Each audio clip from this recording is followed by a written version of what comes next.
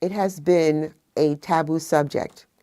The historical consequences of slavery and racial apartheid have been a traumatizing experience because we have not been able to heal from centuries of a continuous nightmare, from slavery to Reconstruction to Jim Crow. Mental illness for many may be seen as a weakness or even a moral failing.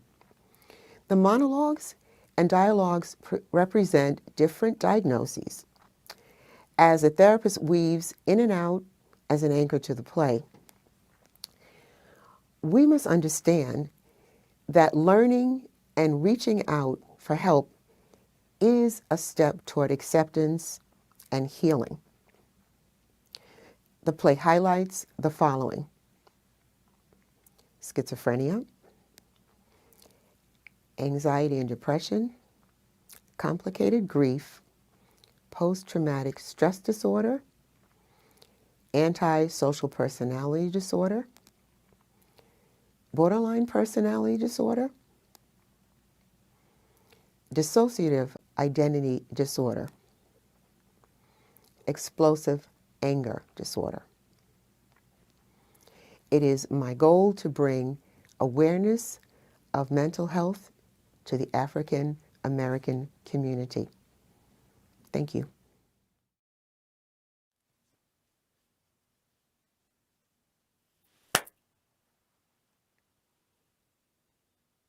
This is my story. This is my song. This is my story. This is my song.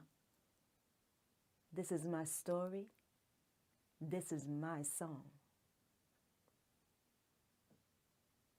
My dear sisters, you know the sojourner told the truth all 6 feet of her coal black self, and with a Dutch accent.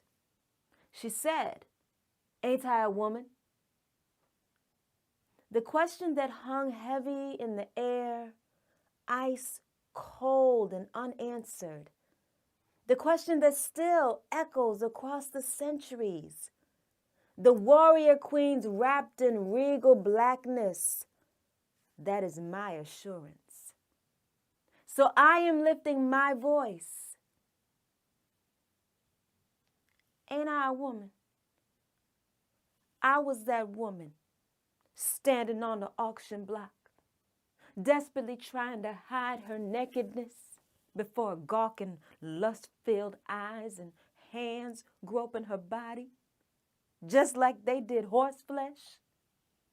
My sisters, sun-baked and thirsty, blue-black bodies straining to listen to the sounds of the sea, remembering the waters that lulled us to sleep, trying to hear the cries of Mother Africa because her daughters are gone. My sisters consider 3/5 of a person.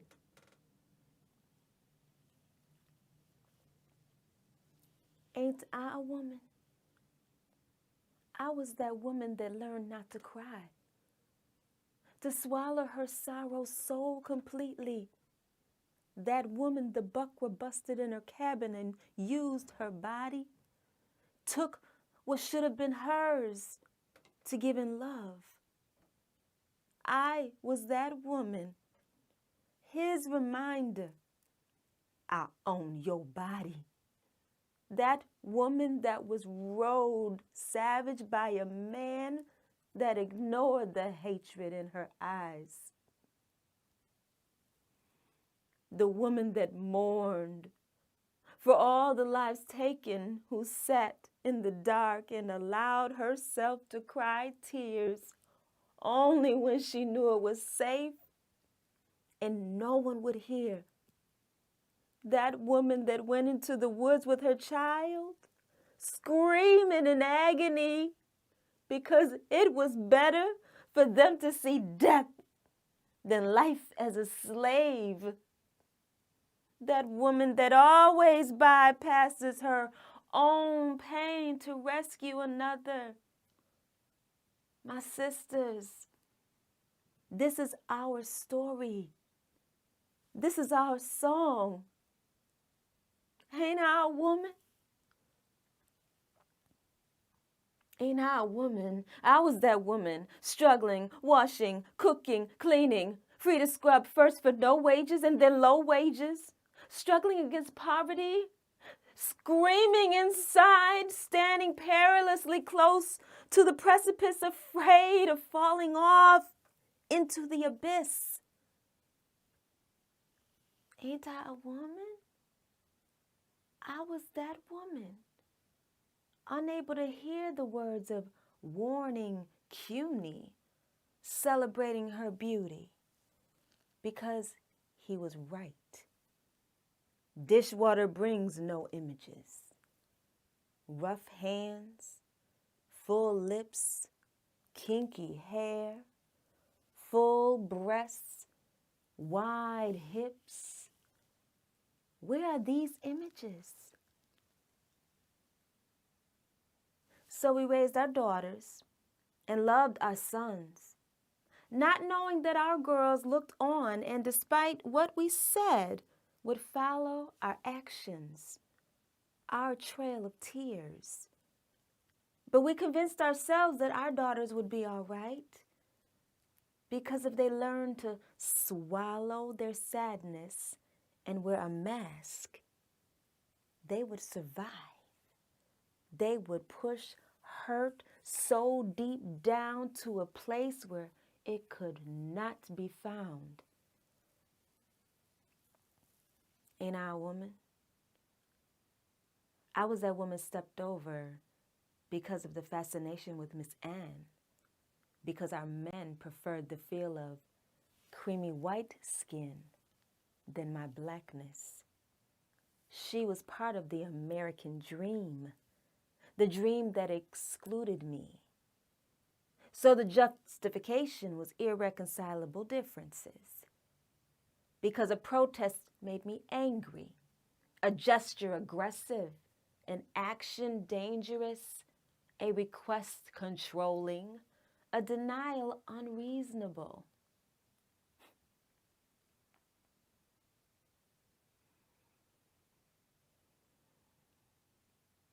Ain't I a woman? But no wars were fought for us, my sisters, not for our honor.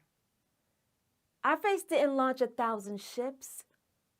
There were no Trojans, not even the one that you convinced me you couldn't wear because you said, you know I can't feel you. A black boy's whistle cost him his life. But what about me? Ain't I a woman?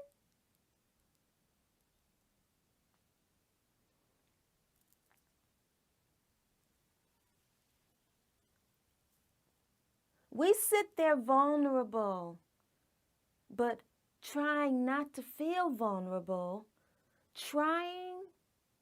telling ourselves that we are not competing. We are not baby mama number 4, that we are special. We were not deceived. We indulge in self-hatred, self-deprecation, and then turn on our sisters, our hair, our lips, our skin, our bodies, thick thighs, big butts, breasts, wide feet and hips. Hot and top Venus became a freak show, preferring a Eurocentric standard of beauty. Ain't I a woman? I am still the African queen, the Nubian princess, fending off an onslaught of stereotypical images of vamp, tramp, and hypersexual. So please, when did we become associated with words like chicken head, bird, bitch, whore, hoochie, skank, peace, and thought? Ain't I a woman? No other woman in history has been so maligned, so disrespected. Sojourner called it right. All 6 feet of her black coal self. The question was never answered, and I am still waiting. My dear sisters, through the ages, we lift our voices and sing. Ain't I a woman? So where are our defenders? Where are our protectors? Where is the cavalry, the army? My sisters, be assured, you come from the bloodlines of kings and queens. You are regal.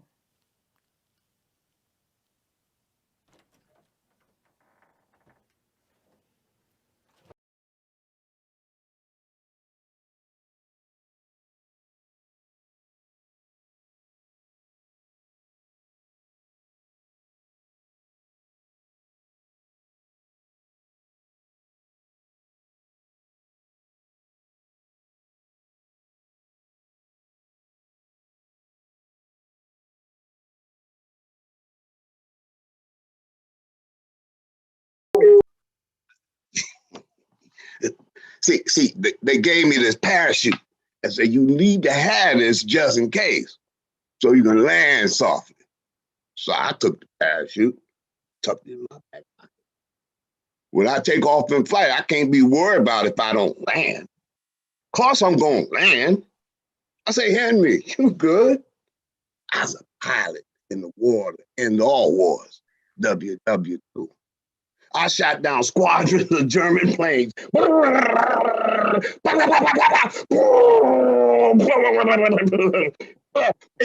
to the earth and they crashed and burned. But that man, he told me that. Henry, you didn't shoot down German planes. You were never in the war. I don't call you no lie, but I know what I did.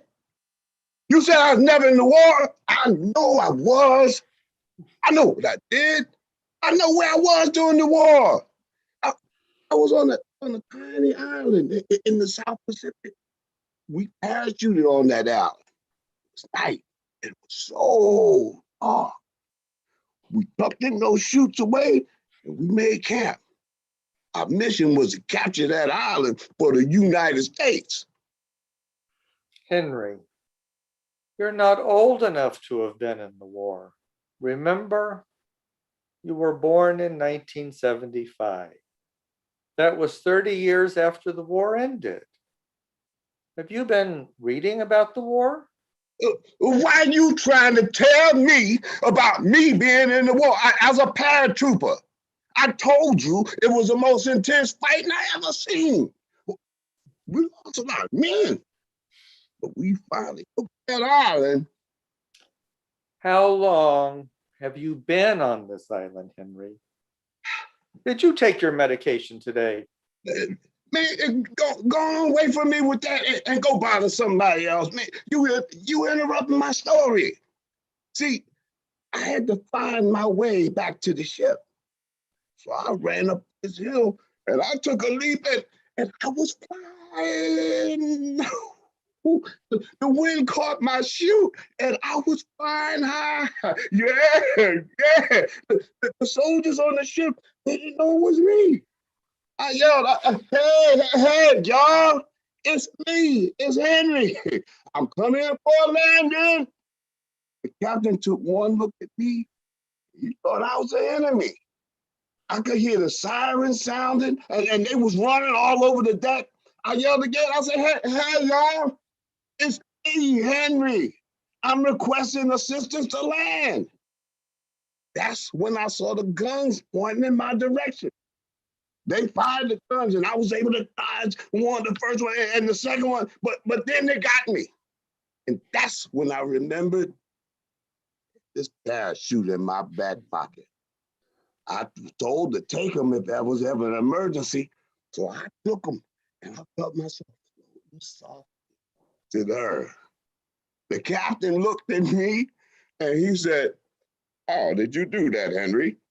We were shooting at you, and you dodged the bullets and landed safely. That was an unbelievable act of heroism. I'm recommending you for the Medal of Valor.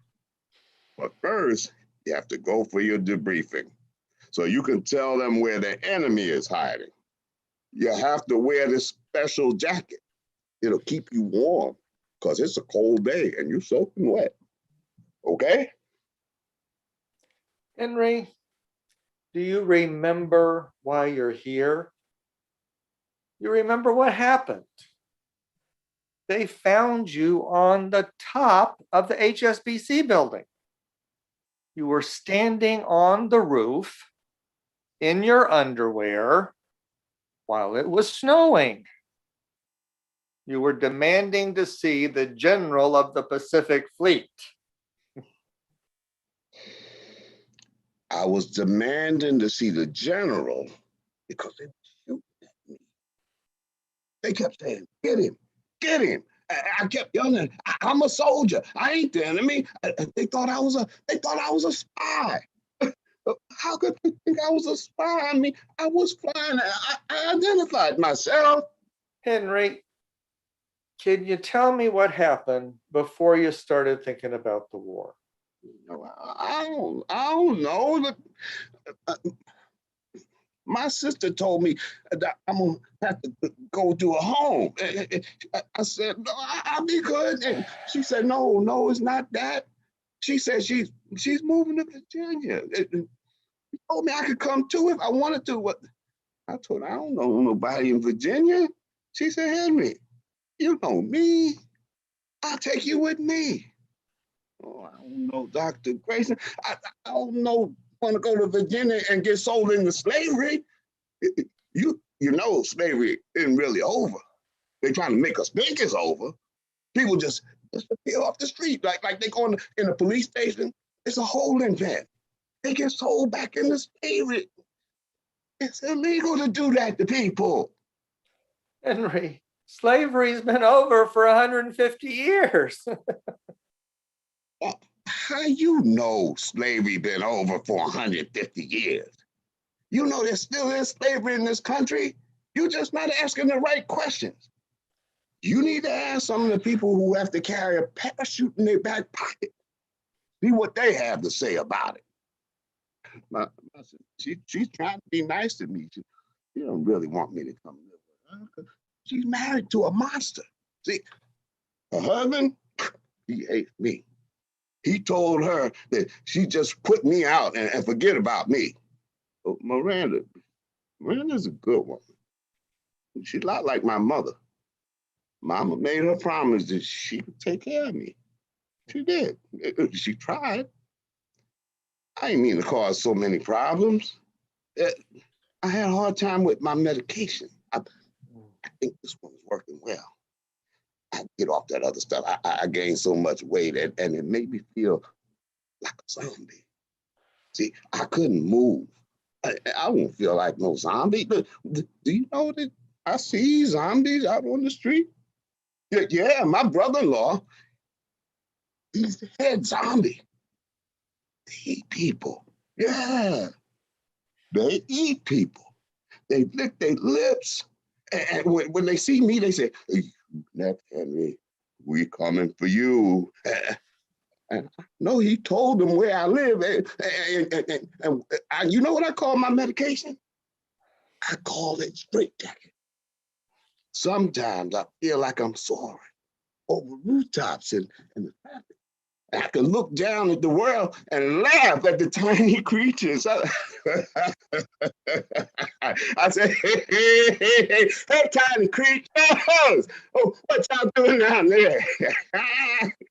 And the tiny creatures yell back, why don't you come down and see so we can beat your ass, you crazy bastard? Why? Why they got to be so mean? Why they got to talk to people like that? They call me crazy. I ain't crazy. So why did you go to the roof of the HSBC building?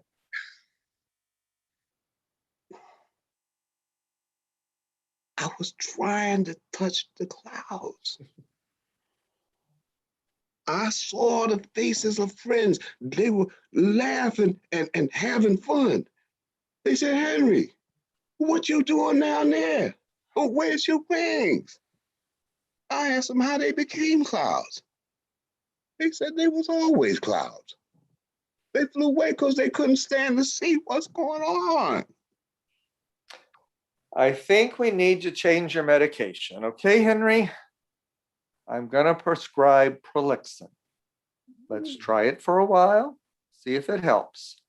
No, I'll see you in a few weeks and we'll see how you're doing. Dr. Grace, I don't want you to change my medication. I done told you I don't want to feel like no zombie. Please, please, man, don't you see what's happening? Are you blind or something? There's trouble all over the land, all over the world for that matter. I understand what's going on. Why don't you? You can give me more medications so I won't see. You're supposed to be a great doctor. Well, why I got to tell you how things are? It's bad out there. It's bad. I see what's happening. And people are changing and they're making loud noises and it hurts my ears. Oh, make them stop. Make them Hello, stop. my name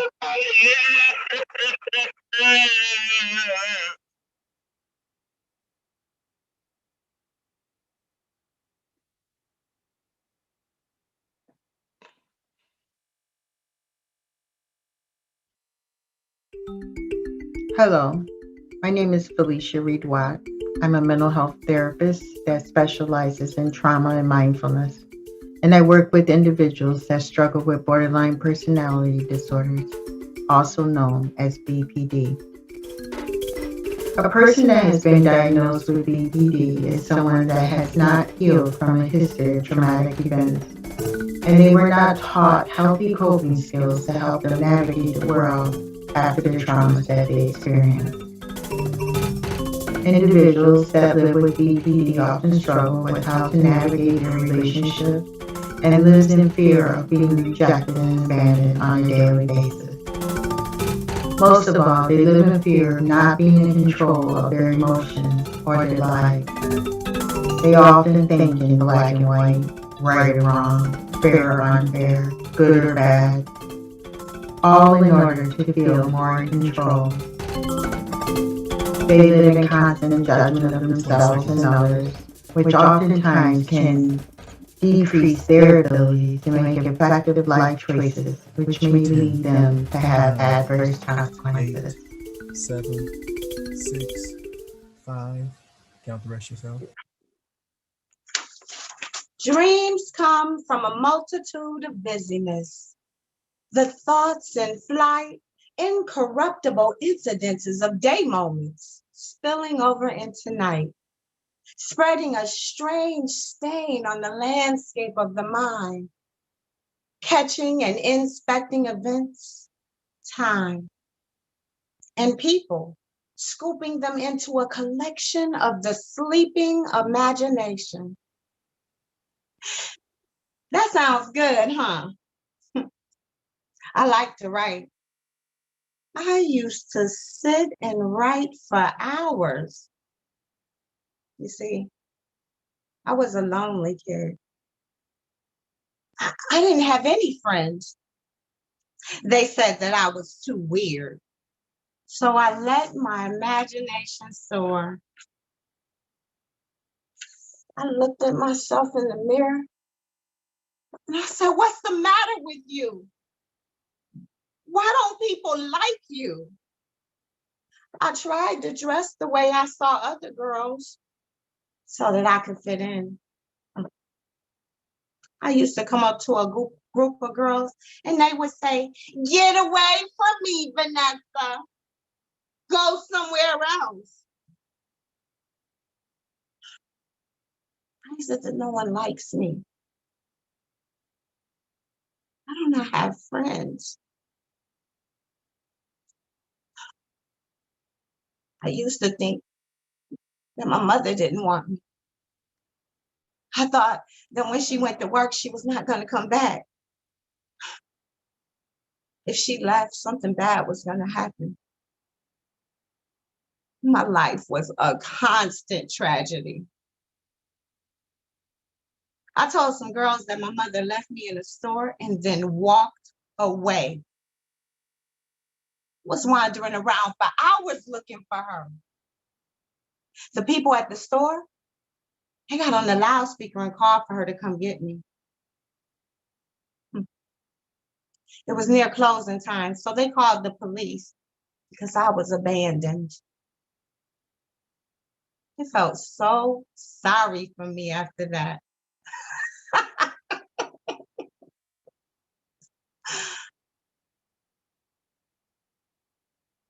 I looked at my face. I thought that I was ugly. My face looked irregular. Everyone was prettier than me. I stared at myself for hours and wished I looked better than I did. I would ask my mother if I was pretty, and she said, Vanessa, you need to stay out the mirror. You're vain. That's what you are.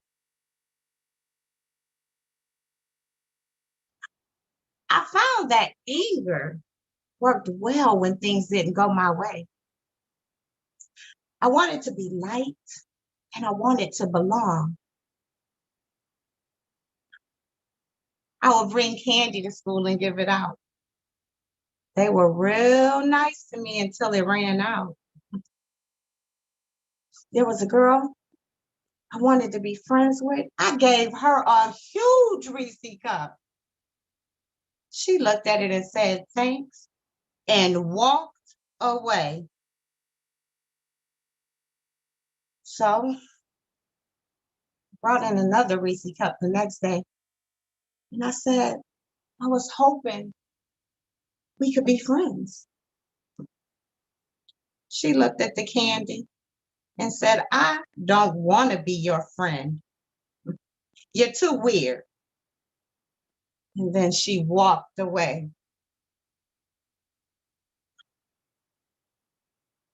So I screamed and carried on, and I found a way to twist the story so that the girl was mean to me, got in trouble for something she didn't even do.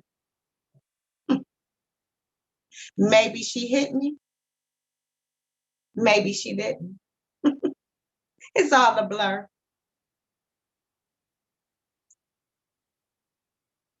When I finally found a friend, I was happy. I was so happy to have someone to talk to and to do things with.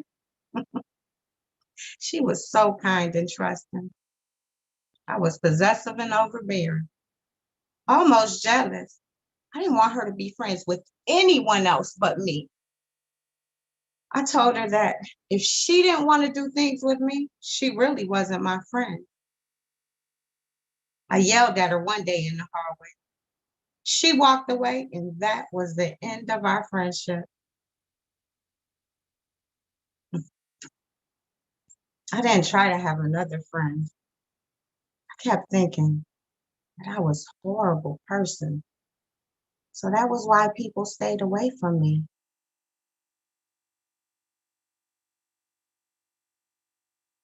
I started going out with Leon right before Christmas.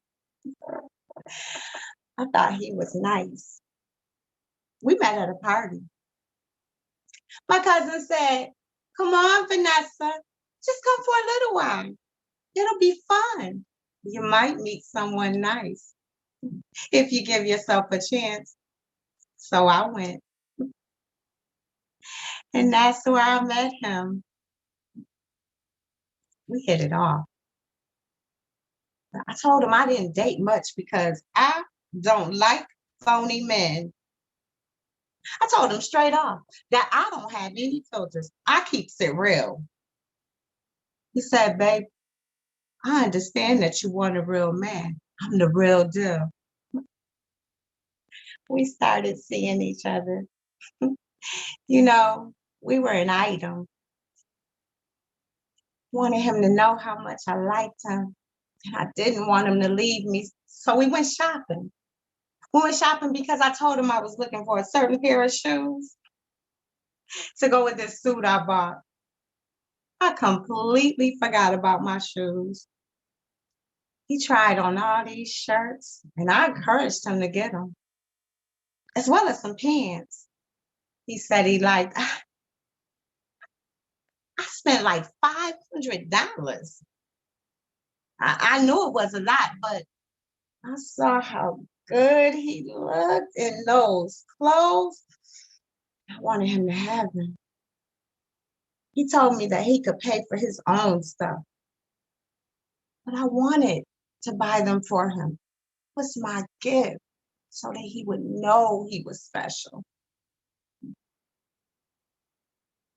He used to come to my place sometimes. I told him he could move in. He said that he wanted to keep his own place. I started to wonder why. Mhm.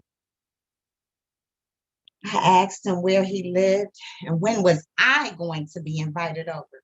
He laughed and said he had roommates and he wanted to respect their privacy.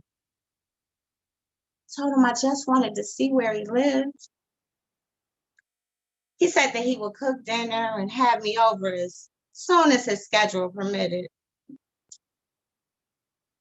I started to think he was lying.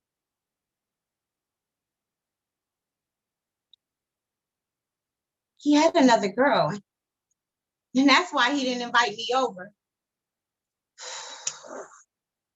I started to panic, thinking that he was going to leave me. So I followed him. Yes, I did. I followed him because I thought he was trying to end this relationship. I parked a distance away so that he couldn't see the car. He lived in a nice neighborhood. I waited. I saw him leave with two other people, a man and a woman. He didn't see me. The woman was his girlfriend. I know it. I was in a rage. I was so mad. I know he's trying to play me. I thought to myself, that's the reason he ain't invited me to his house. He's trying to leave me. Who does he think he is? I saw the girl get in her car and I followed her. I thought, who did this bitch think she is? She got out the car and went into the store. I waited. When she came back, I was standing in front of her car. I asked her if she knew Leon, and she said yes. I asked her if it was her boyfriend. She said no, and what is this about? I told her that he had been seeing me for the past 3 months, and that's my man. She hurried and got in the car, locked the door, and drove away. I yelled, "You better drive off, bitch." I went home and threw all his clothes out the window. I watched them fly on the wind. I was screaming to the top of my lungs, throwing all his shit out on the line. He came by and saw all his expensive shirts and suits outside and told me I was crazy. Can you imagine calling me crazy? I threw a pot at him. It missed. He picked up his clothes and left.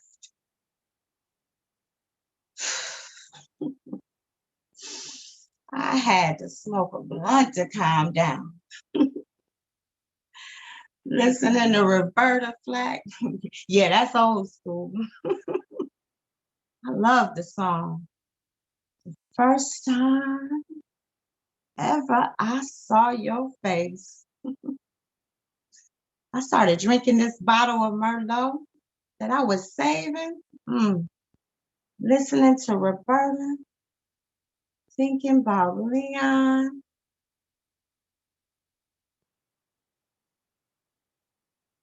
This feeling of alone sank like a lead ball. I always felt alone, unloved. Missed Leon. I started to think about him. I don't know why I did that. After all, I had no reason to think he was cheating. I wanted him back. I tried to apologize. I went over and knocked on his door. He told me to go away before he called the police. He said the relationship was over. I had to explain. You know what I mean? I was sorry that I got so mad. I couldn't help it. I started to cry. And I said, Vanessa, why do you ruin every relationship that you have? Why?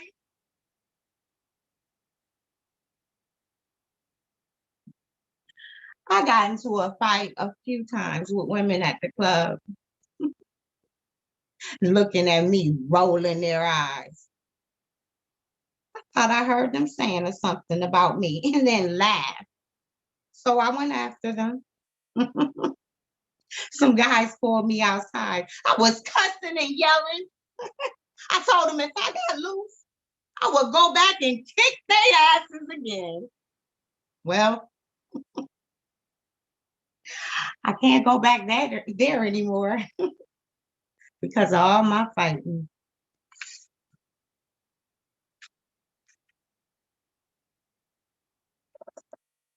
I saw Leon at Wegmans. He saw me and went the other way fast. Oh, yeah.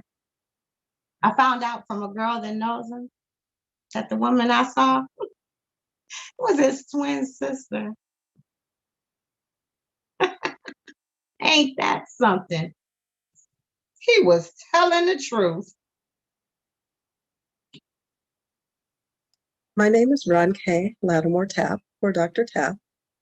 I am a licensed psychologist, and I currently work as the Assistant Director of Multiculturalism at a local university, where I see a wide range of clients, do a lot of training, helping developing clinicians learn how to attend more effectively to issues of culture and identity as they try to help people heal. And I do a lot of outreach and trainings and workshops and the like locally and sometimes nationally. I'm also a member of the Association of Black Psychologists, which has helped to enrich my understanding and approach to helping people in Black and Brown communities heal from a wide range of mental health struggles and what we call disorders or impact. You think of great thinkers within our community have been saying this for years. James Baldwin has a quote, I think, effective to be, woke or aware in this country, to be Black and aware in this country. It's enraged most of the time, because when you are aware of what really is going on, how the system is set, the things that you have to overcome to just be, that is angering, it's enraging. And there are theorists like Dr. Joy DeGruy, who in her looking at and detailing the impacts of this intergenerational, this trauma, how it's passed down, not just that impact, but that impact compounded with the ongoing and ever-present oppression. One of the symptoms of that, he says, that we tend to see is ever-present anger. So if there's an ever-present anger and people who feel like they have less control of that or ability to make change, are dealing with that, it is a bit like a powder keg, and it might at times explode. Like there's a Langston Hughes poem that says something to that effect, and what happens to a dream deferred. So when we think of that, then the simple diagnosis of something like intermittent explosive anger might explain a bit, but it can also really miss a lot. And that the anger can start to show up in terms of violence toward that cultural misorientation. Because that this anger is violence toward ourselves, toward other people in our community, destructive things. And those begin to really give you the detailed pieces of what we might need to address, the mentality we need to address, the behaviors we need to address, the thinking that we need to address to help us heal, so that we're not just holding all of that anger and frustration. We're not just continuing to live feeling completely out of control. We are really able to reconnect to the things that truly make us healthy and whole, and begin.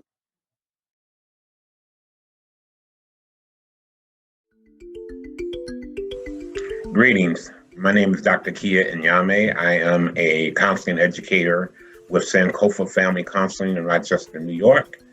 And today I'm going to talk a little bit about depression and grief and loss. Well, grief and depression are very similar, but each has a distinct experience for the person who suffered from them, making it important to understand the differences. The DSM-5, which is the Diagnostic Statistical Manual that is used to make diagnosis, recognize that while grief and mental health disorders, or major mental health disorders, or major depression episodes, are distinct and they can coexist, right?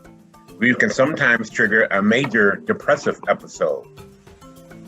So some of the similarities that grief has with major depressive disorder includes intense sadness, insomnia, poor appetite, weight loss.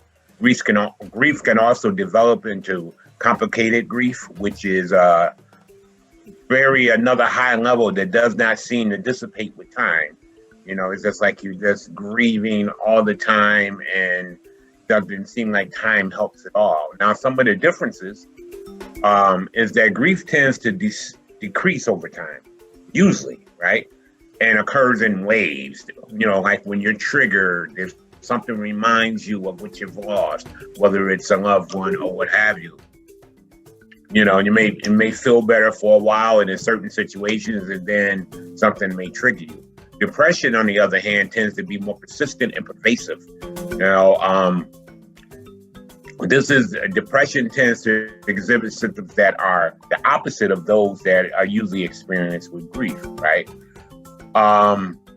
For example, you know, feelings of guilt not related to grief, morbid preoccupation with worthlessness, sluggishness or hesitant of a confused speech, thoughts of suicide, hallucination, and delusions, right?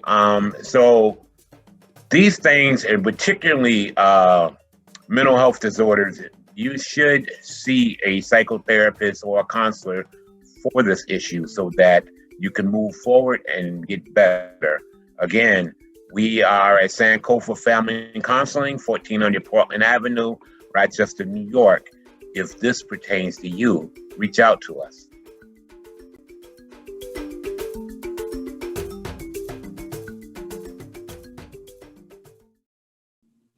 I feel hollow inside, like there ain't nothing there. Whatever was there, it's been gone a long time ago.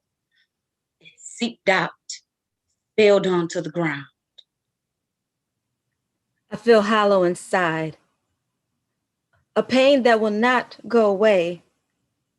Like I fell in a pit and I just keep falling. Every time I try to hold on to something, it slips from my fingers. My pain is real. My emptiness is real. I move along in slow motion. I feel like I am no one. There is nothing to me. I'm not real. I'm not real. My story don't matter. Not to them. Who cares? Who recognizes my pain? Who sees it? Who understands? I'm alone. Who wants to hear what I got to say? Who? Who?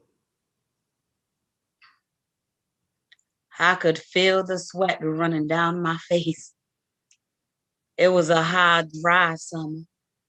The heat curled around my neck, blowing his hot breath on my shoulders. Massa was fretting because there weren't no rain in weeks. He told boss man to get water on the fields. So we was running water, filling barrels in the creek. We'd hauled water barrels and barrels, but the crops was dying. I could hear the night sounds, see the light falling, sitting in front of my door, watching the chillins play. My feet was aching from standing so long, and the cookhouse was so hot, I could barely breathe in there. I walked across the yard to the well and drew up some water. Mama Daisy come up face covered. She looked at me and say, "Bless you, child. Bless you." I whispers back, "Bless you, Mama Daisy. How you be feeling?" She reached her hand out and let it rest on my arm, and her fingers were like ice in the heat of July. "How Henry and that child be," she say. Now I surprised and I say, "They be just fine. Thank you kindly for asking." And she look in my belly cause I'm in the family way again. And she move in and whisper, "Keep them close. Hold them close to you." Then she cover her face and move away in the darkness. Now I'm so cold, I shiver. And I pull my shawl over my shoulder as the wind picked up and I close my eyes, shutting out the fear. I walk back to the house and see Henry and our son. He come up from the fields, bones are weary. Our son Micah, he be out playing with the other children. They run and hide and play with sticks and make believe they souls. Soldiers in a battle they can't win. They don't own themselves. Not feet or hands or legs. None of it be theirs. To see a child play, they don't know. They don't see. It's gonna be a sad day when they finds out that someone else lay claim to the very hair in their heads. I see Henry. He glad because sometimes boss man make it work in the moonlight. He glad because there ain't no moon. No shadows good for getting away. He go in the back and try to wash off. I call Micah because it's time to eat. Papa's home. I learned how to make good, strong soap. Make enough so the others have some too. They say my soap be the best. I mean, because don't nobody want to walk around smelling like a polecat. We jumped the broom 2 years ago, me and Henry. I remember they give us 1 day off. We was all tired from the day before. That's all we had. Mama June made us a cake, and Mama Daisy took a broom and made it so pretty. And the folk brought in a little something so as to make the day real special. My Henry, big and strong. Our first night, I lay in his arms and he tell me we gonna be free one day. He gonna work and buy us. He say, "Liza, you just wait. We ain't always gonna be his property. I swear to you." I put my hand over his mouth and then he covered my fingers, my face with kisses that are sweet and hot. He told me that I'll be his queen and I cried. I ain't never been called queen before. Next day, I wake up and make our meal, and we eat quiet in the dark. And then he out the house at dawn. Those was the sweet days. Them 2 years fly, and I remember I found out we gonna have us a child.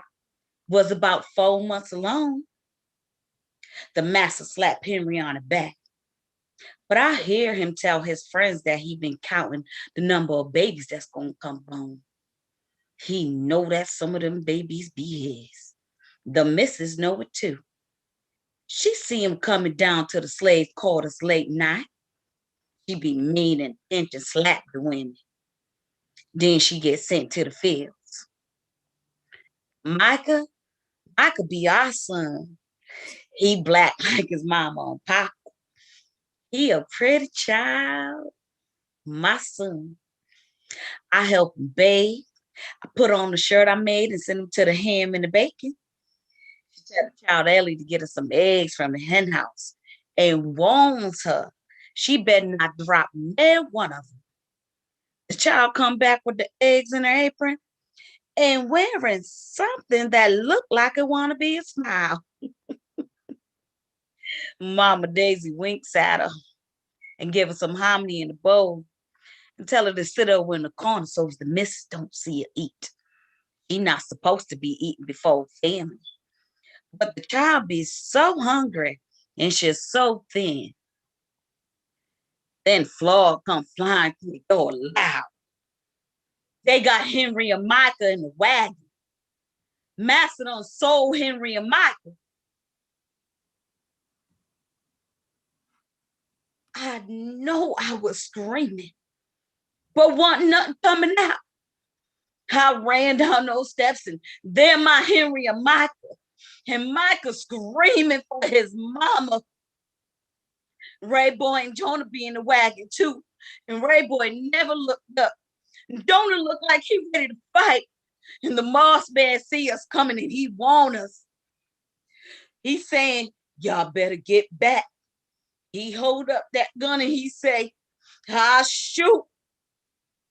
He say, I don't want to shoot you, so you best get back. I keep her coming. And he fire at the ground near my foot. And I can hear my baby screaming, Mama! Mama! My baby! Give me back my baby!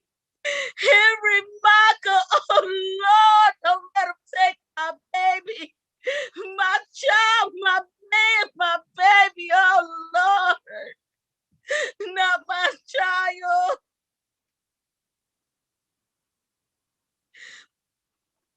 Boss man hold up that gun. He say, Liza, I mean what I say. You best stop. And Big Mo scoop me up and hold me. Cause he knows that I'm out of my head screaming to get my baby. I could see a tear on Henry's cheek. And they all chained my baby chain too. He's screaming. Henry look up and say, I love you, Liza. I'ma come back for you. I'ma come back for you.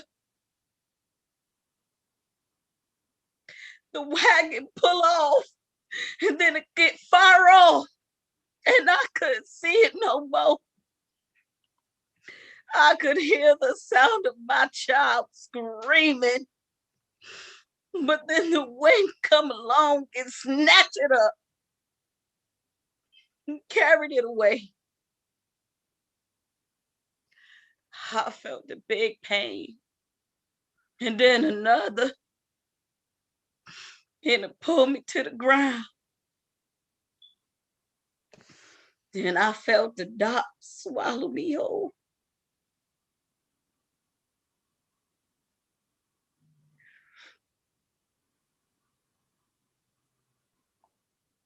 I woke up in my bed. I sat upright. Mama Daisy sitting there. by the fire stirring in the pot. She poured in a bowl and brought it to me and said, eat this, child. She told me it's going to be all right. She said, God know, he see. She said very slow that the child I carry is gone. I lost our baby.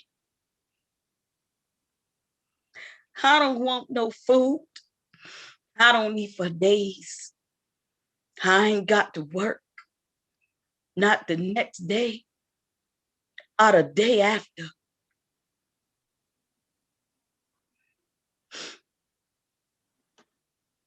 The end of the month come, I back in the cookhouse. Nella look at me and say, you don't look good. The missus come in a few times and don't even look at me. Then she tell Nella I need to stop dragging and get the floor scrubbed.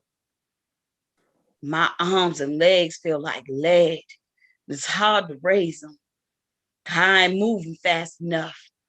Missus get mad and slap me and tell me that I better move.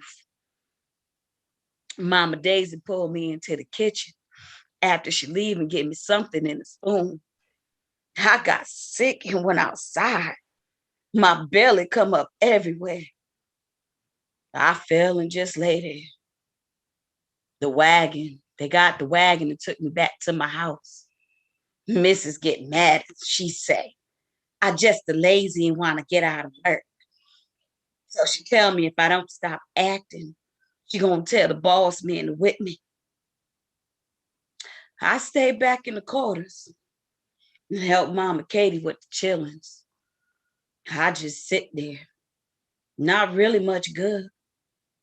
But she says she liked the company. I think of the one not born. Maybe it'd be better not coming here with all this sorrow. Take another child. They tell me after a month I need it back in the cookhouse. But I still doing poorly. I feels like I fell in the hole and I can't get out. I walk out to get wood and fell down. No power to get up. Mrs. real mad and said, whip me. Boss man come and say, get up, girl. He grabbed my arm and then rip off my dress and strike my back. He keep whipping me. I feel, but I ain't moved because I don't care. I can see blood and pieces of my flesh flying in the air. He say, get up, nigga. Get up. Then he dropped that whip and stormed away, sweating in the cuss. Mama Daisy tell Big Mo to take me to the house so she can clean those cuts. And everybody stopped praying. Mrs. called some old buck for doctor to come see me. He look at me and tell her, this here nigga girl has got melancholia. I ain't never seen one because niggas ain't smart enough to know to be sad. What they got to be sad about? I have never seen one with melancholia, because niggas are not smart enough to know about sadness. What do they have to be sad about? Gentlemen, there is a concern about doctors that are lunatics. Now, I have been a doctor in these parts for more than 20 years, and I consider myself an expert in the care of the darkies. It has come to the attention of the legislature that something must be done, as some slave owners have noted that there have arisen cases of insanity among them. It is suggested that you can place your niggas in an asylum where they will be able to get the care they need. But this will be at your own expense. Once they are better, they will be returned to you. After all, they get the best care on the plantations. They are fed, clothed, and housed, so the faster they can return to their normal work, the better. I have noted that there are several mental illnesses among the slaves. I have identified these sicknesses. One is drapetomania, which causes them to run away, and diaesthesia aethiopica, which causes laziness. It is my professional opinion that any slave that exhibits these two diseases must be dealt with. Beat them if they are lazy. This will help restore them to sanity. Melancholy among the niggers is unheard of. As stated before, they are simply not smart enough to know what to be sad about.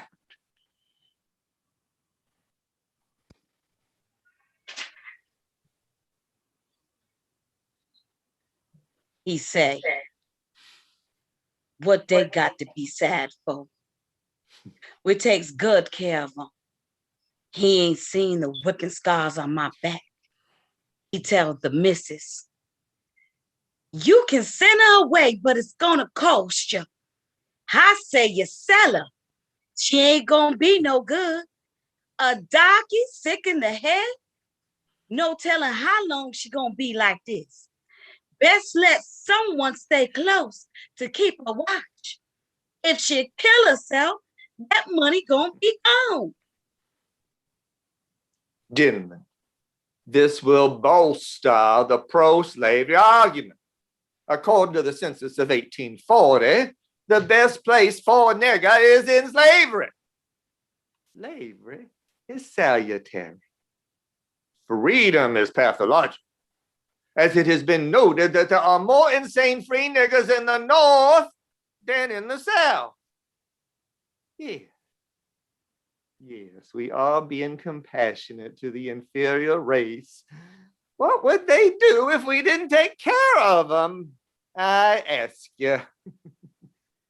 Melancholia, he said.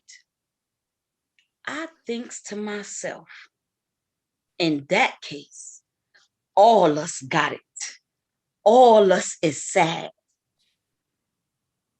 I feel hollow inside. Who sees my pain? Who?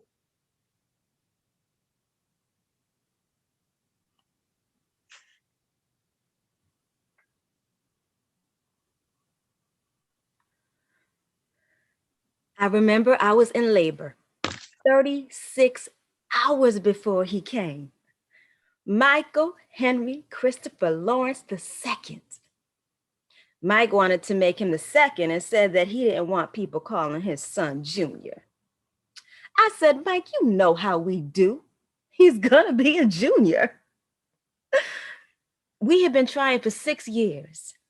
And then finally, I was pregnant. He came out squalling, biting his fist, 9 pounds and 10 ounces and 22 inches long. I held him in my arms and cried. I turned to my husband and said, look at our beautiful baby. He has 10 fingers and 10 toes, all there. He had a head full of black hair. I looked at those eyes, looking at me, and that tiny hand holding my finger. I was in love. My pretty soft baby, lying quiet in my arms. Hush, little baby, don't say a word. Papa gonna buy you a mockingbird. And if that mockingbird don't sing, Papa gonna buy you a diamond ring. And if that diamond ring turns to brass, Papa gonna buy you a looking glass. And if that looking glass get broke,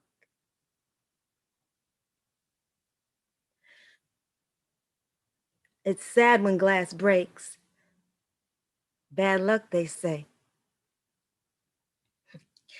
I watched him grow up full of wonder. I remember when he started walking. He looked at me and started to laugh as if he had discovered something. My baby. As he got older, he was always asking questions. So many questions. Why, mommy? How come, mommy? Sometimes it was hard to keep up. So we went to the library and got books and more books. The other mothers looked at my son and said, "How old is he?" I smiled with pride and said, "He is 5.5." They smiled with me and nodded in appreciation. He was our little prince. When a child is young, they have the wonder and the curiosity to discover and to learn.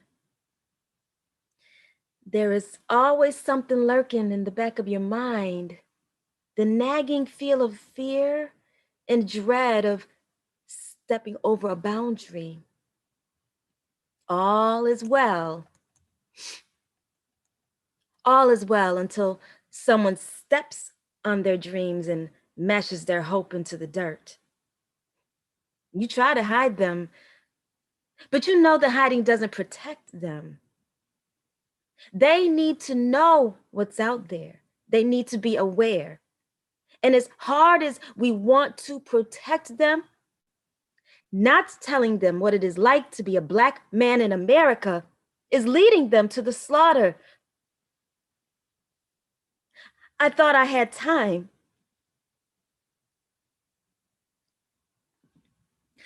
We decided to send him to the public school near our home. The first day of school, he walked with us, then ran ahead some, looked back, and then caught our hands when we got close to the school. We found his classroom, then he ran in and didn't even look back to say goodbye. Little Mike was on an expedition. Mikey the Explorer. Because kindergarten was full of imagination and voyages into uncharted territories. Yes, sir. My son loved school, loved to learn. He sailed through elementary school. But something happened in 7th grade. He came home one day angry, walked through the house and up to his room. And when his father came home, I said that something was wrong with little Mike. His father smiled and said, "The boy's grown up. He'll be fine. But if it will make you feel better, I'll go see him." An hour later, they came down laughing and roughhousing. I asked my husband what was wrong. He said, "Growing pains.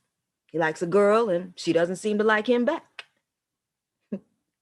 We both laughed and all was well. But somehow I realized that my boy was not coming back because we turned a corner that day. A few weeks later, little Mike asked me if he could go to a friend's house. I had the mother's telephone number and called to make sure it was okay. She said the boys would be playing outside, and she said she would keep watch. Little Mike asked me if he could walk. I figured it was 3 blocks away, so I said yes. The mother said that she would send him back before dark. My husband and I were just enjoying the time after he left, talking and laughing. I pulled out my bowl to make cornbread. We were having little Mike's favorite, chicken stew over rice with cornbread. We sat listening to jazz.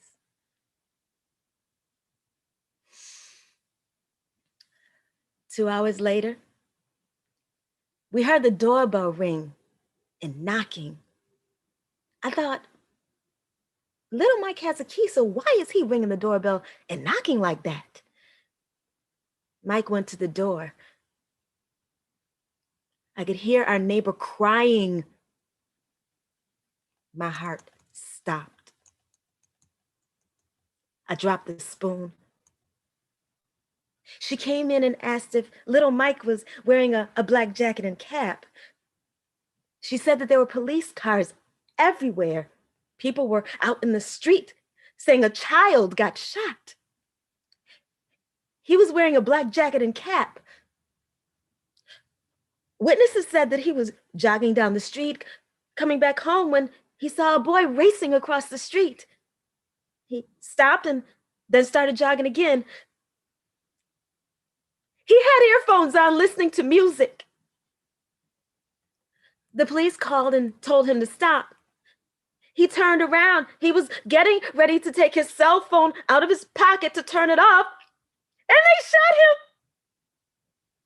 him. My baby. They shot my baby. They shot my little Mike. He had a cell phone in his pocket. A cell phone. Lord, not my baby. Please, not my baby.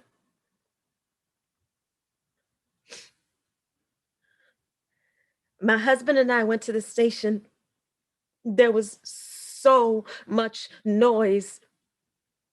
That is when I realized it was coming from me. A hole that got bigger and bigger. It swallowed me whole because my child was gone. The only child I had.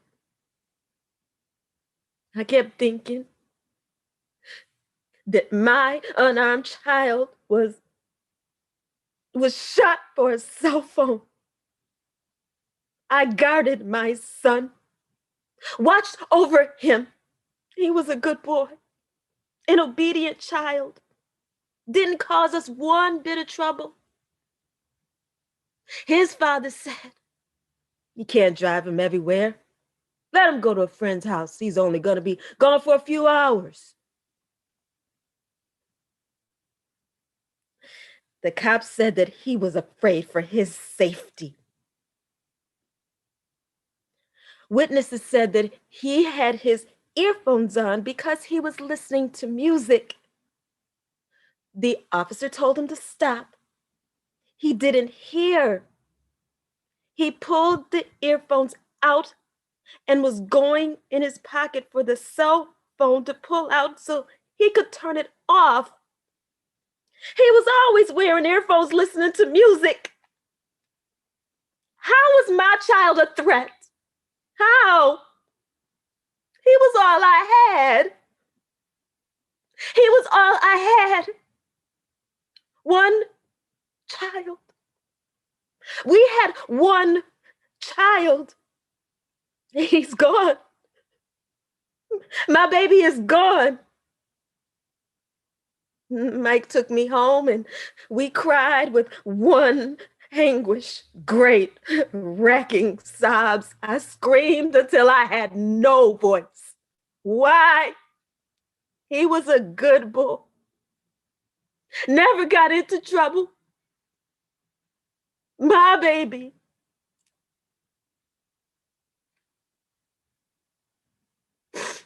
The police came to talk to us. I refused to see them. Mike told them to go away and said our lawyer will be contacting them. I can't eat. Sleep comes in the form of a pill. I wrestle with it, exhausted as it finally wins the challenge. I hurt. Laying in my room in the dark. Not interested in the light or the sounds of life outside my window. Mike shielded me during the funeral and held on to me at the gravesite. It is raining in my soul, pouring, flooding. I know he hurts too. We both do. That was 3 years ago. I'm struggling with the pain of losing my son. I keep saying to myself, playing the tape over and over. We were so careful. We watched him, took him everywhere. That one time when I thought there was no risk, they shot my son because they thought that he had a gun. He had a cell phone in his pocket. He was reaching for his cell phone. Why is it that our children don't matter? Why don't they get the benefit of the doubt? Why is it that Black mothers have to beg and plead for the lives of our children? Why is it that our children are no safer today than they were 165 years ago? Why? Why?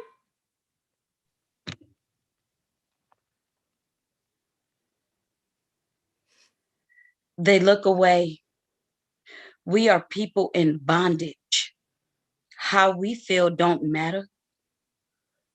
They look away and make excuses. We are invisible to them. Pay no mind to the woman with the melancholy. She best work lest she be whipped. A woman whose soul is full of pain. Pay no attention to the woman whose soul is flooded with pain, who keeps getting caught on thorns, trying to reach the light. Pay no attention to those women behind the curtain.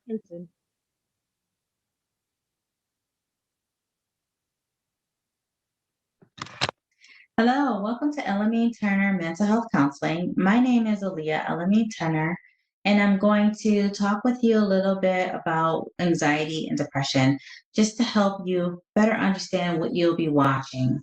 So, with depression, some of the common symptoms that can show up for depression is increased sadness, increased agitation, change in appetite, change in sleep, loss of concentration, physical pain that can't be accounted for by another medical condition, suicidal ideation, loss of motivation and interest in doing things that you once enjoyed. So those are just some of the common symptoms that can show up with depression.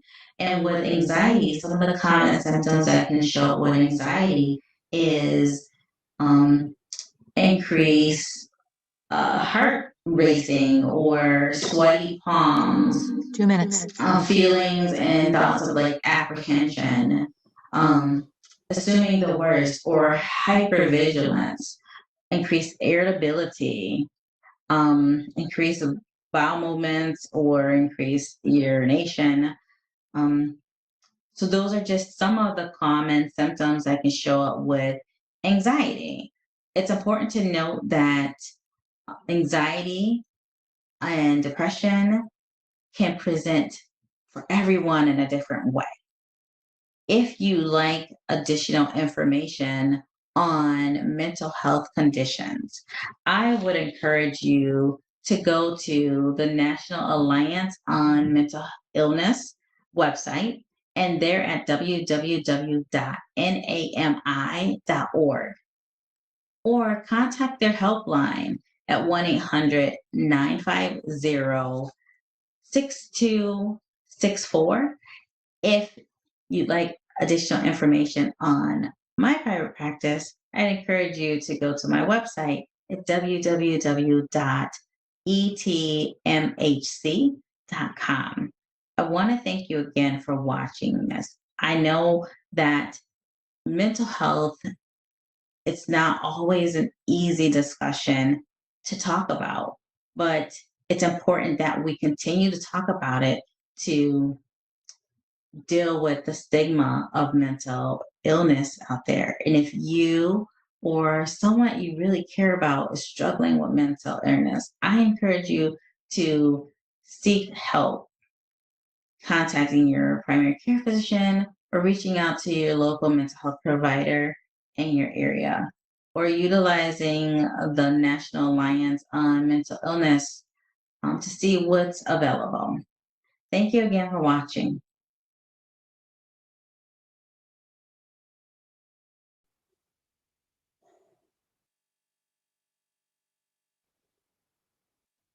A Black boy's pain becomes a Black man's pain. Who sees and understands our inner workings? Climb over micro insults that grow into macro insults, the things that sting and jab, the barbs that burrow under your skin and fester. Denial pushed back on pain and walked along a line that meandered in and out of the reality. Slave owners refused to acknowledge the fact that Black folk felt pain. Somehow it served them better to think that, despite all their cruelty, we wouldn't flinch.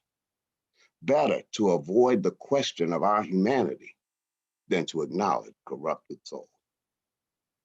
The sensation of being whipped, burned, chopped would slide down our backs. Our inheritance has been the desperate pleading to make the pain stop. There was the pain of humiliation and helplessness because you were owned, not your own man, but the property of another. They raped our women and defied us to say or do anything. They sold our children, and counted the dollars, and declared our families and unions disposable. Well, well, well, well. Mm-hmm. A Black man's blues. We created the blues, born of Southern misery and Northern invisibility. Yeah, those long, hard dirges trying to dull the jabbing and stabbing pain, while washing down homemade brews with names like a White Lightning and Uncle Moe's Hooch and a Gotcha. A singer's sad, wailing words, and the call and response from folks so used to being ground into the dirt. The guitar chords hung in the air, drifting from backwater places, allowing men to sit cloistered in the darkness crying. I lost my baby, she's gone away. I lost my job, I ain't got no pay. What am I gonna do to chase these blues away? Langston kept declaring the plight of the darker brother. He asked the same question all his life. How long? How long are we gonna be forced to eat in the kitchen? Now you probably think that doesn't apply anymore, but it does. I mean, we free, ain't we? You know, men are supposed to be strong, leaders, and warriors, and conquerors. But what do you do when you feel like you live inside of a black cloud? Surrender is not an option. Black folk always had trouble. I heard, get over it, suck it up, deal with it. You don't reveal your fears to the white man. That's what we were taught. Now I ask myself, what does my life matter anyway? We have folks running around out here screaming about save the whales, cats, dogs, elephants, rainforests, but they debate about the necessity of a Black Lives Matter demonstration. I was always anxious, you know. I remember my mother would tell me, stop worrying so much, just stop thinking. But it was something that just seemed to cling to me. See, I was a good student in school, breaking through the stereotype that we don't have what it takes to achieve. Matter of fact, I was an exceptional student, which sent them into tailspins because they were trying to push me down that pipeline, and I refused to go. So my parents sent me to a private school on a scholarship. So the white kids could talk about the poor Black boy and imagine him living somewhere between misery and desperation. I was the Black boy. someone they could hold up as a shining example of what a Black child could become if they just had the chance to escape the stranglehold of poverty. They couldn't wrap their heads around the fact we were not poor. I was the one they came to when they wanted to discuss the problems of race. The one they talked to carefully about all those angry Black men with their hoodies and their sagging pants and those cold, blank eyes. Like, what's up with that anyway? Could you shed some light on that? My name is Jelani Kadir Jones, which translates to mean full of strength, powerful Jones. Now that's a name, huh? Full of strength, powerful Jones. When I came to this private school, they asked me, well, why did I have that name? Were my parents from Africa? Then they said, were they Black Panthers? Were they radicals out there saying awful things about white people, protesting every cause that came along?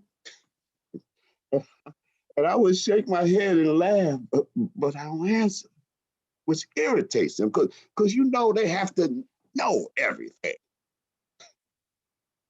I was one of 9 Black students in a white private school. I learned, but I hated being there. Ladies and gentlemen, it is possible to elevate the masses. We started with this one here. Paul, look at him. Observe that he doesn't have those affectations. You know, that aggression, those angry looks, that walk, that talk.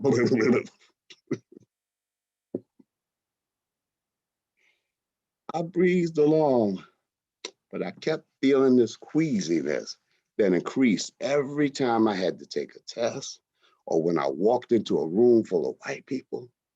It happened sometimes when I was studying, or sometimes at nothing. I felt anxious. I felt like I was always on display. See, I had to represent.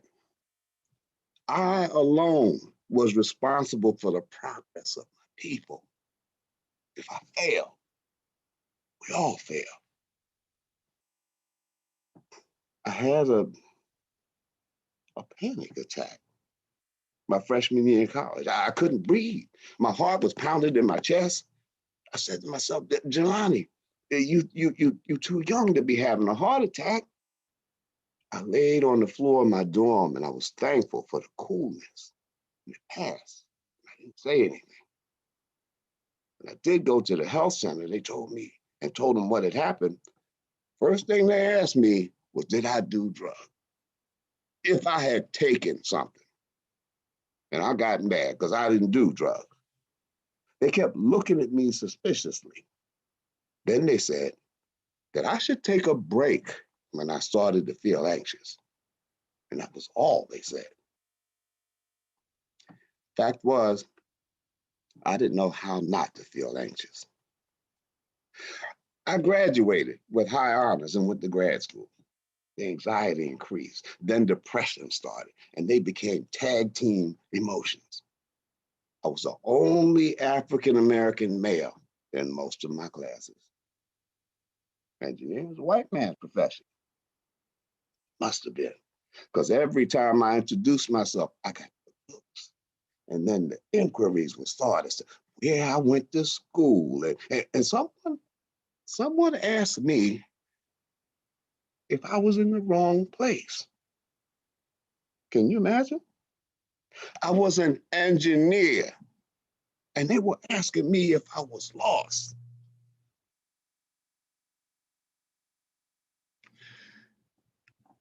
I started to drink because I wasn't coping.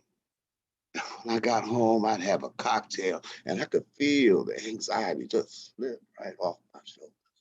I got depressed because I couldn't handle the anxiety. I was anxious about my drinking, and I hinted to a friend about what was happening with me. He told me I was working too hard and suggested a gym. So I exercised before and after work. And it seemed to be working for a while. But then the old familiar feeling of a vice grip came back because my workload started to increase. The old black tax had been enacted when my coworkers discreetly had work shifted my way so that they wouldn't be overwhelmed. They didn't seem to care that I was working long hours. After all, I was the spook who sat by the door.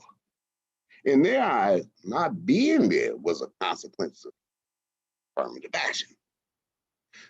So I had twice the work of my white coworkers. And I got the plastic fake smiles and the, how you doing, Jelani?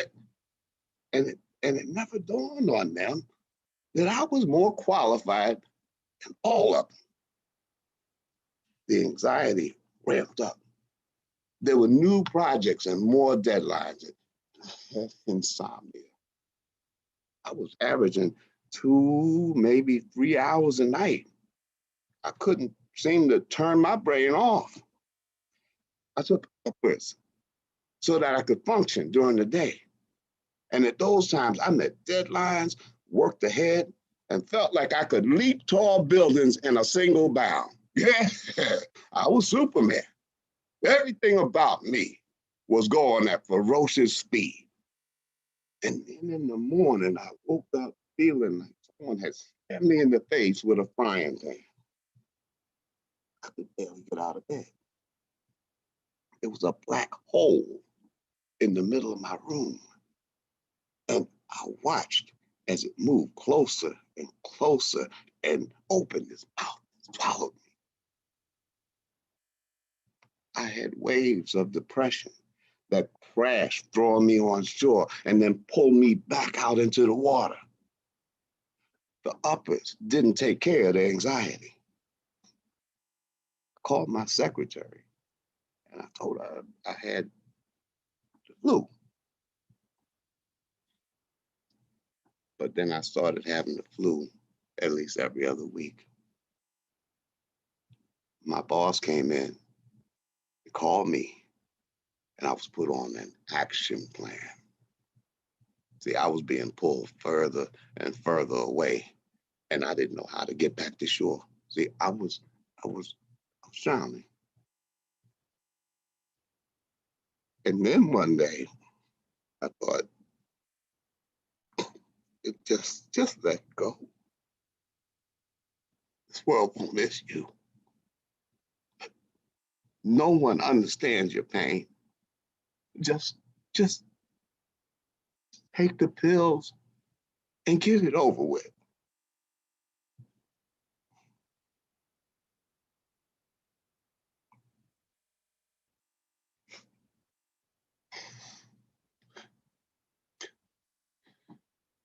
What happens to Black men when they admit to depression or anxiety? I'll tell you what happens. People move away from you like you have the plague.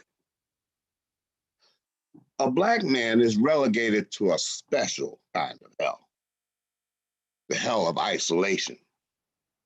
Being a man is sucking it up, getting over it. You're supposed to be that pillar of strength that everyone leans on. So what happens to a Black man when he tries to admit that his world is a hostile place? And he's scared, he's tired, he's disillusioned. Where does he go? Where is his hiding place? We are raised not to reveal too much of ourselves, and especially to the white man, since the Black man feels that he's part of the problem. So how does he go to the white man for help? I knew that anxiety had always been a part of my life. I was sad about being anxious, and I was anxious about being sad.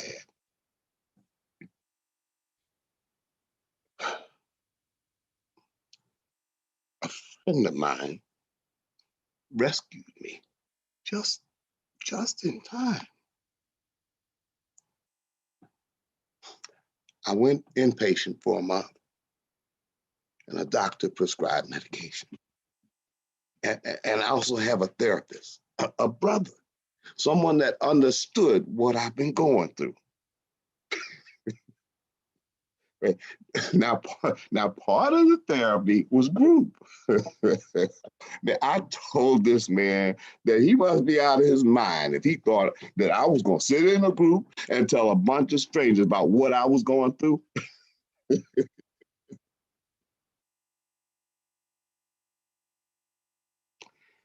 And he didn't say a word. He just nodded quietly. He said, "There are Black men dying every day, committing suicide because they have been so crushed by this world." He told me to tell my story, to save my life, and maybe someone else's. He said, "Jelani, your blues ain't like their blues, but it's all the same. Still blues."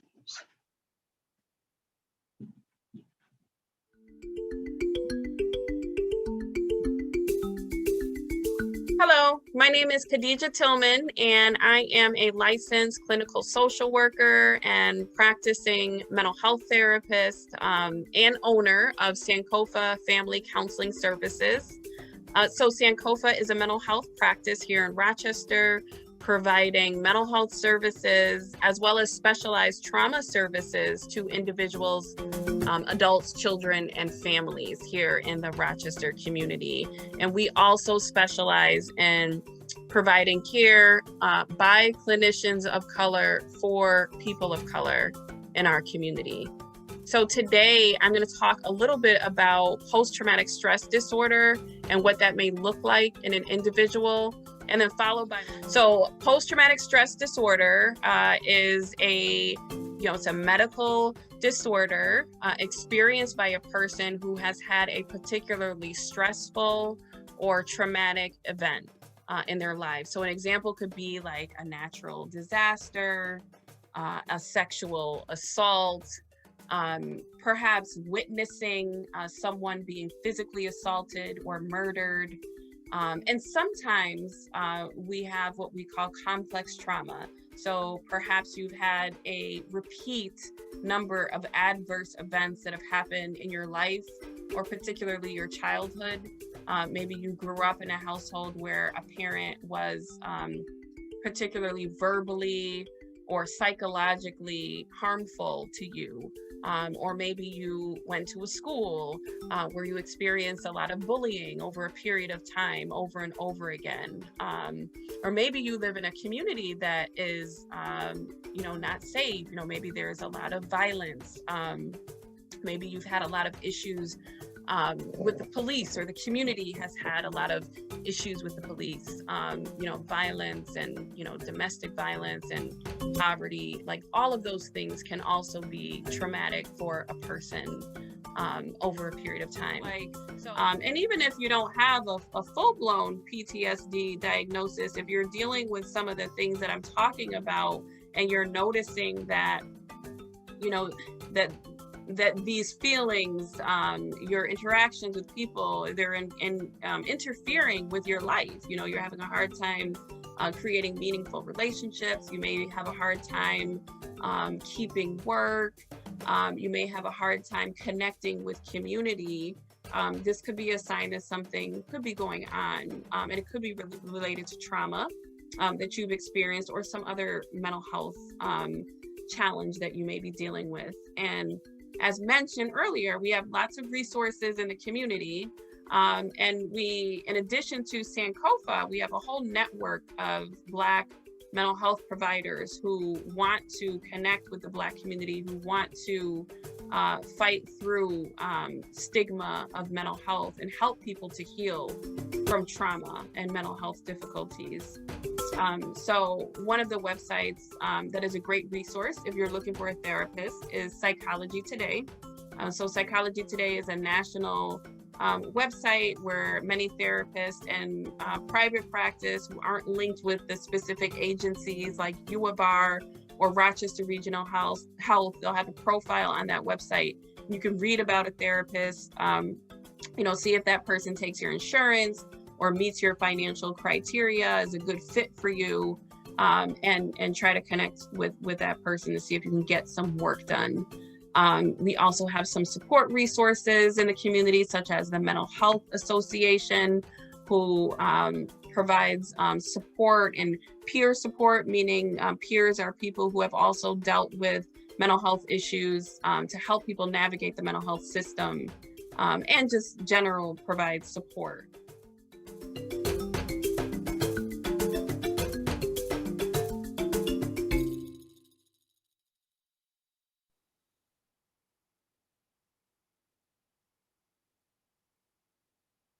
Duck, duck, goose.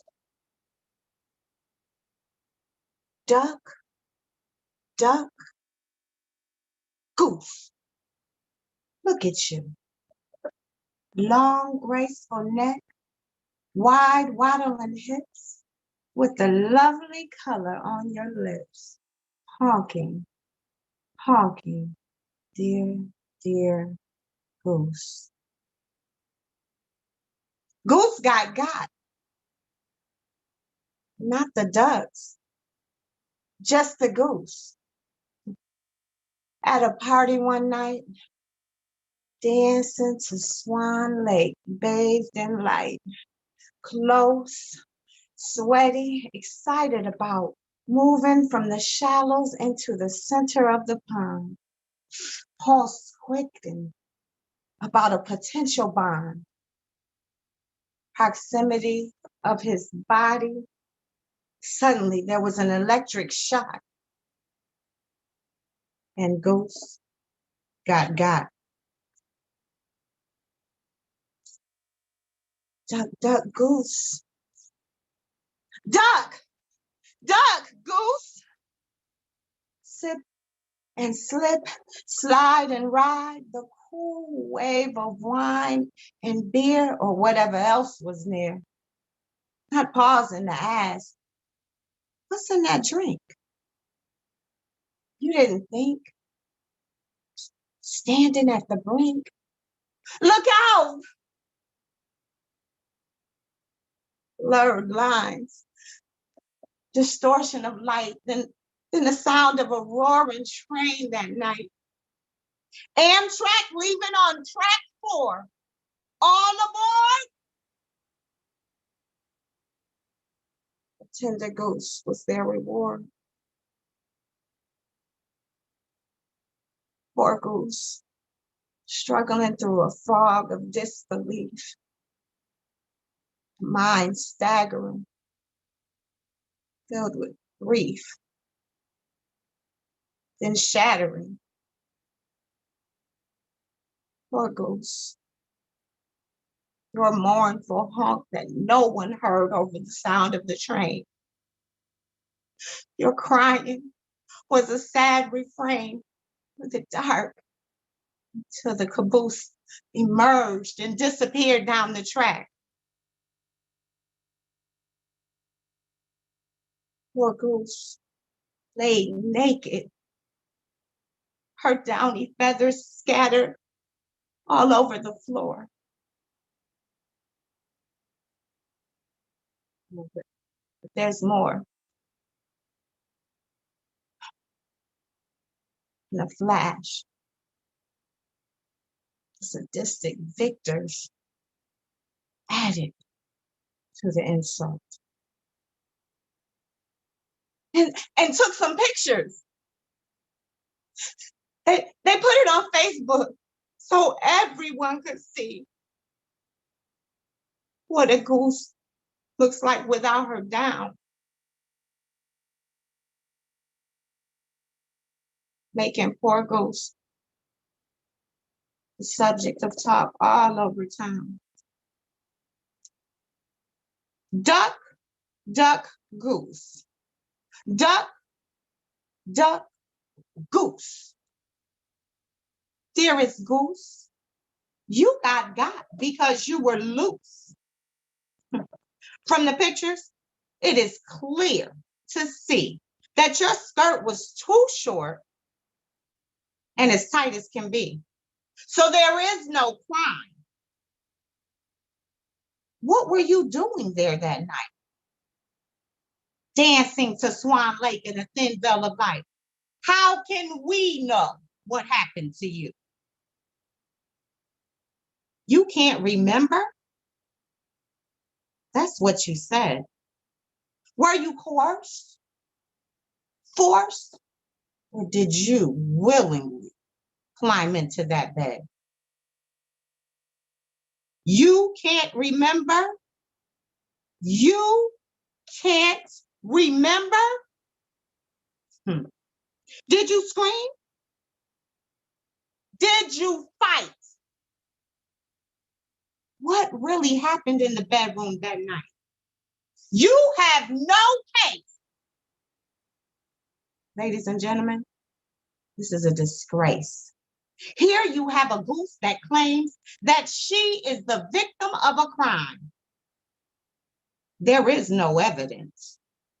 So is it fair to say that these men might do time? It was testified that she willingly went into the room. This is a shame. The sex was consensual with the men that she named. After all, she admits that she swam from the shallows to the center of the pond. She was excited by the lights and she drank heavily that night. She came there looking for something. What was it she wanted? What did she say that would cause 3 men to take her that way? We find the defendants not guilty. You are free to go.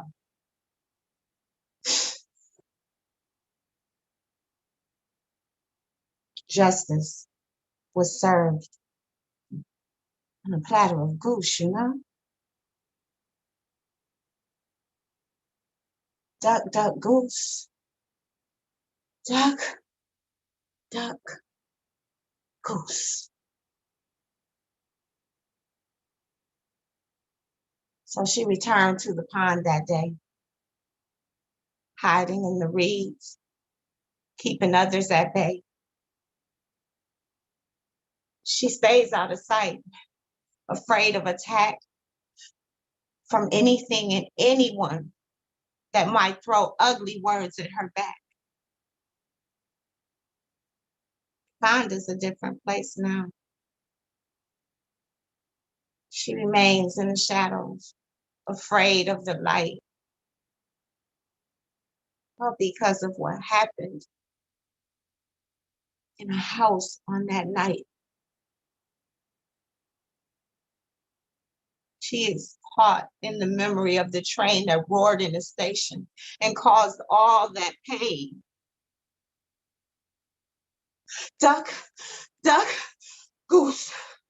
Duck, duck, goose. Walking across the campus in late afternoon, she remembered what happened and ran back to her room. She shut the door and turned out the light to blot out the memory of what happened that night. She stopped going to class.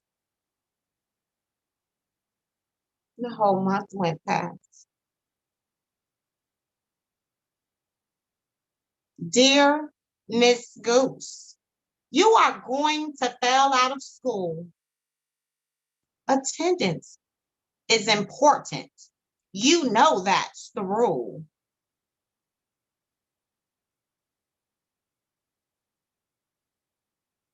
Duck, duck, goose. Duck, duck, goose. What happened at that party was sad. It started out well. but it ended very bad. So she is ashamed of the things that were said. But they lied. She was given a roofie and taken to bed.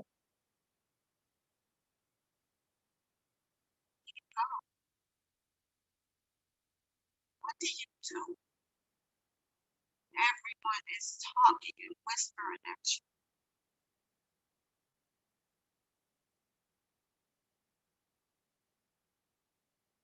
After a time, she was not seen during the day. She seldom comes out, afraid of what they will say when she walks around the town. Imagine their claims of her ruining their lives. They are free. She can never be. Duck, duck, goose. Duck, duck, goose. Goose got got. Such a shame. Where does she go? What can she do to redeem her name?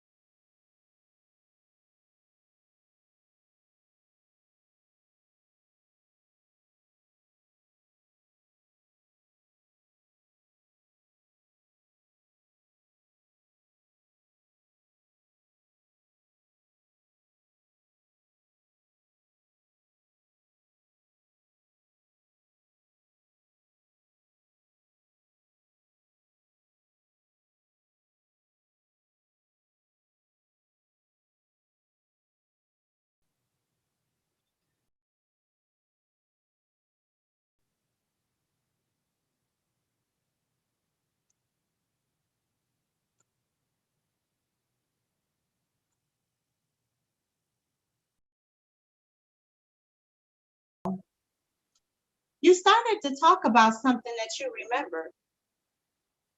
You said that something happened. I was hoping that we could start where we left off in our last session. What did you want to tell me? Why don't you shut the fuck up and leave her alone? Well, who do I have the pleasure of speaking with? This ain't got nothing to do with pleasure. You know it. You were bothering her. The reason why I came out is because she's scared. I ain't going nowhere till you leave her alone. Can you tell me your name? No, I don't feel like it. And it's none of your damn business what my name is. I just want to know who I'm talking to. You talking to the protector. Okay. So should I call you protector? It don't matter to me. Usually an alter wants to make sure to be identified. But I'll call you protector if that's what you want. Okay, fine. Then you can call me Miss Tasha, because I don't know you like that. Okay, Miss Tasha. How long have you been coming out? Since she was 8. What the hell do you think?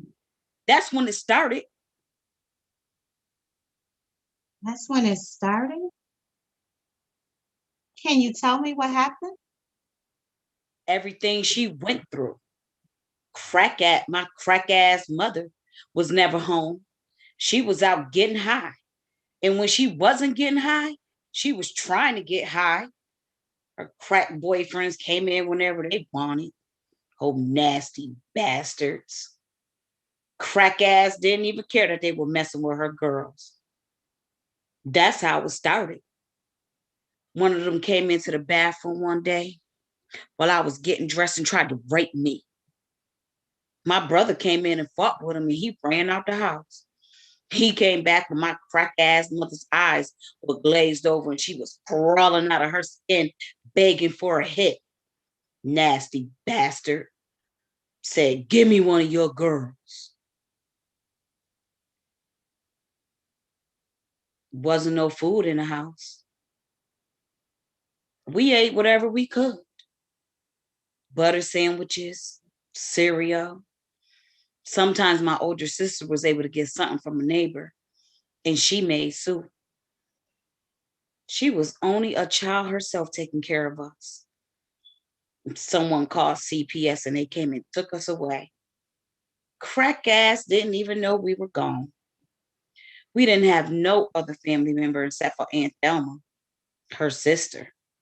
And she got mad because there were 4 children that she had to take care of. Thelma was always mad at crack ass. Yelled and screamed because she didn't take care of us. She knew it was just a matter of time before they took us away. You know what it's like to have someone tell you every day you're not wanted? Thelma was mean. But at least we were all together and the place was clean. She made us do chores every Saturday. Before we could eat, we had to make sure the house was clean. Thelma locked up the food so we can only eat when she said. April was hungry. So I started to steal so we can eat. And it was easy. Thelma didn't know about me. So she would leave her purse in the chair not thinking that the kids would go in it. And I did. I went down to the corner store and bought cupcakes, corn chips, and cookies. We hid the food so that we can eat when Thelma was in one of her moods and decided that we needed to be taught a lesson. What kind of lesson do you teach a child who is already afraid of the dark?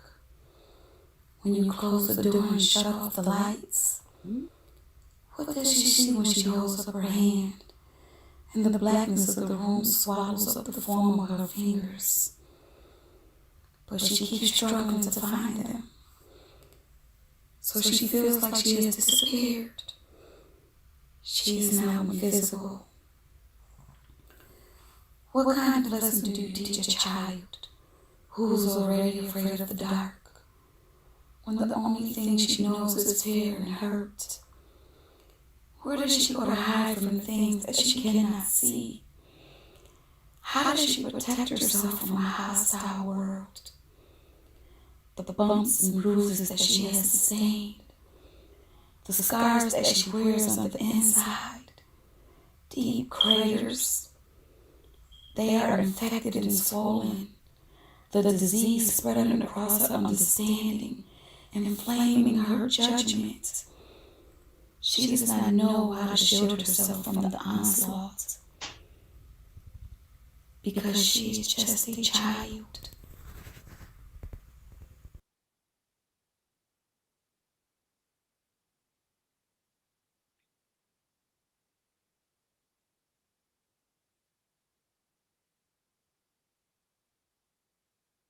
We lived with Aunt Thelma until we tried to confide in a social worker that we were hungry, and she locked up the food.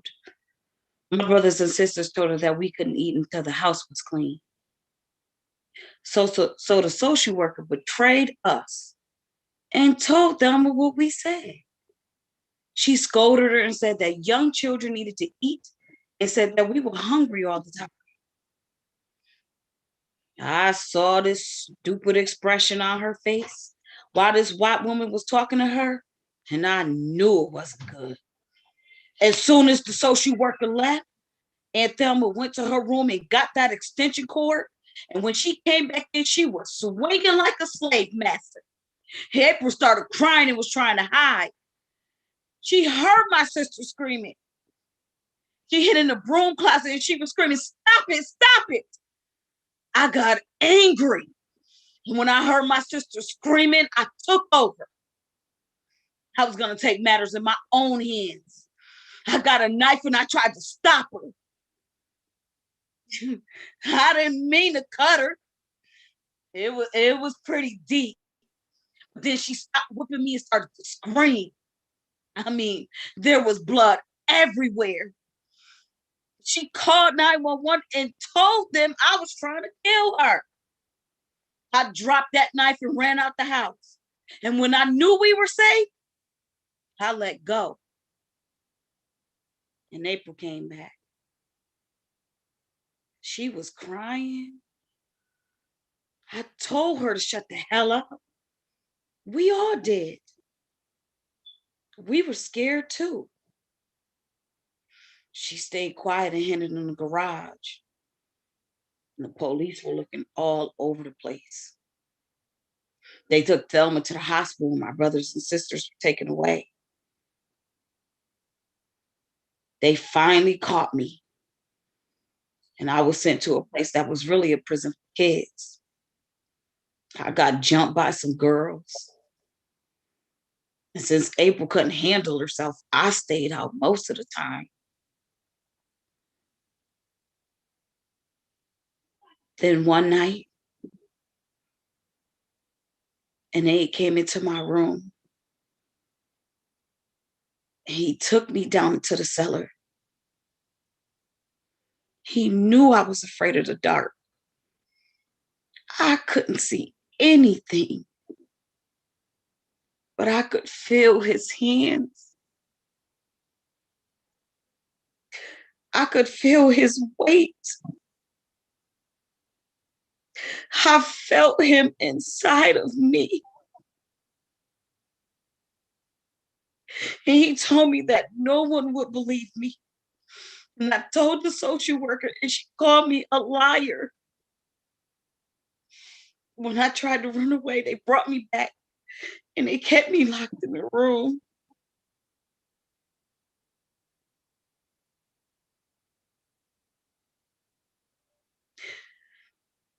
I want my mommy.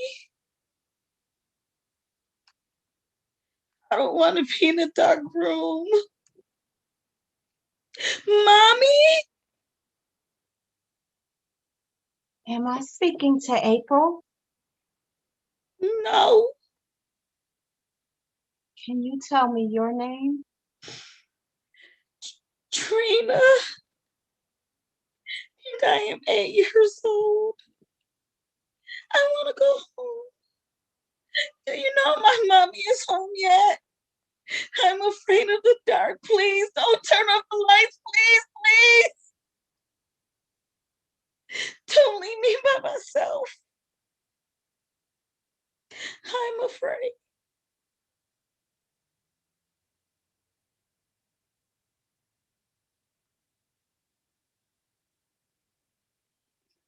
Hi, everyone. My name is Dr. Christy Hagans, and I'm an African-centered psychologist, a professor, and a community healer. I'm a co-founder of Safe Black Space, which is a developing nonprofit that provides community healing circles, specifically with a focus on helping people of African ancestry to heal and thrive in the midst of racial stress and trauma. Today, I'm going to provide a brief overview of post-traumatic stress disorder, also known as PTSD, while integrating the context of racial stress and trauma in the experience of Black people next. So what is PTSD? It's a disorder that occurs as a result of experiencing a trauma. And trauma is defined as a life-threatening experience. So this is something that can happen directly to you, but it can also result from seeing something happen to someone else, or even hearing about a devastating event.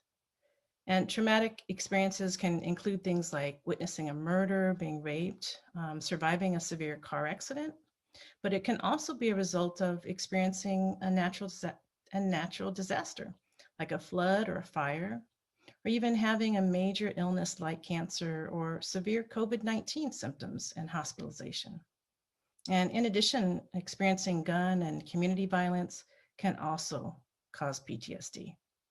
And while not included in the official diagnosis of PTSD and the DSM, which is kind of like the dictionary of disorders for mental health professionals, we know and recognize that ongoing incidences of racism and oppression, such as the killing of unarmed Black people by law enforcement, can be and is traumatic. So what happens when you have PTSD? Well, it can impact you in lots of different ways, like with your eating and sleeping, with your ability to focus, concentrate, and work. It can also impact your relationships with other people and loved ones. There are some specific and distinct symptoms of PTSD, things like re-experiencing that traumatic situation, maybe through flashbacks or nightmares, feeling on edge or jumpy, which is also called a hyperarousal, in addition to avoiding situations, people, or things that might trigger these symptoms, remind you of these things. So in general, there may be many Black folks who are carrying the burden of PTSD for any variety of reasons and may not even know that they have it. So thank you for your attention to this brief overview of PTSD. If you're interested or need some support around it, I invite you to find a therapist near you. To find a Black therapist in particular, you can do a search of the Association of Black Psychologists website at www.abpsi.org. Another resource is BEAM, which stands for the Black Emotional and Mental Health Collective. And they have a virtual web wellness directory for Black people. And you can find it at www.wellness.beam.community. And there you can search for not only a virtual therapist, but other holistic providers such as acupuncturists, yoga teachers, herbalists, and many more. And then finally, if you're interested in learning more about Safe Black Space, the community healing circles that we offer for people of African ancestry, you can check us out online at www.safeblackspace.org.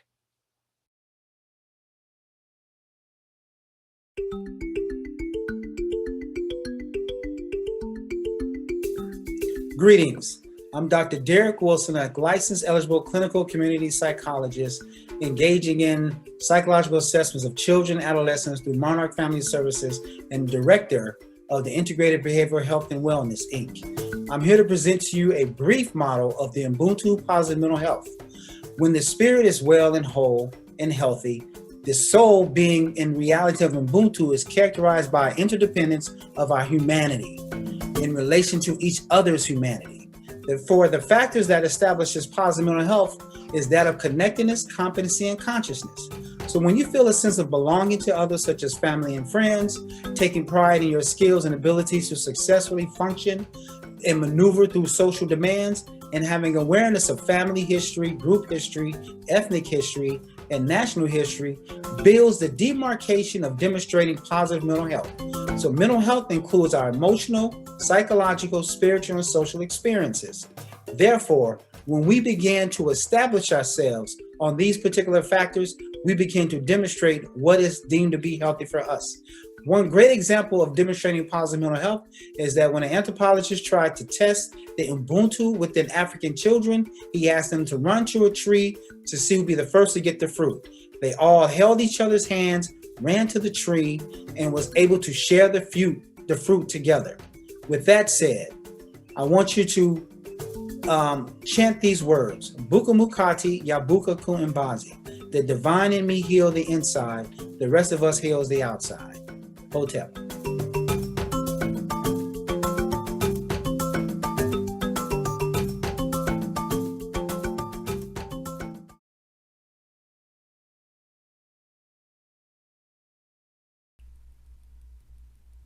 There is a rich legacy that lies in our grandmother's garden, not among the tomatoes, collard, or squash. It was the place that she went, alone, trying to understand, struggling with sadness and anger that sparkled like fresh dew on the vines in the sunlight. The place where they tried to bury their hate, watering the soul with tears only to come back to see that there was a strange plant that grew there and thrived. The grandmothers, one of the collective, remembering sorrow that spans the century. Their people, they endured so much, mumbled and screamed, cried and warred, creating sad songs, glad songs, sexy and mad songs. The people that took up knives and guns and cords and spat out angry words to each other. The people that were afraid to love themselves.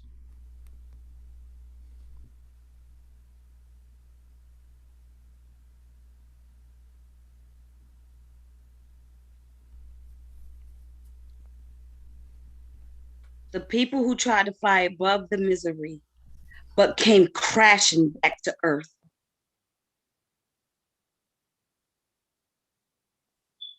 There alone in the garden, feet stomped, frustrated, screamed, shouted at the heavens, but there was nothing but quiet. He was alone in the dark. They were alone in the dark too. They found a kaleidoscope and picked it up and amused themselves with the shapes and colors and movements and moods. Ah, she loved it so much. It passed to others, and they looked in. They began to wonder if they could hide from everything that hurt. So they became the fluid motions, turning slowly and not wanting to stay the same for too long. Look at the pretty colors, never the same. Their bodies disappeared. They could see themselves changing. They were something else. They were the goddesses of love and joy, the sun rising, the cool water that parched dry lips. But it was only there that they could be free, keep the world at bay.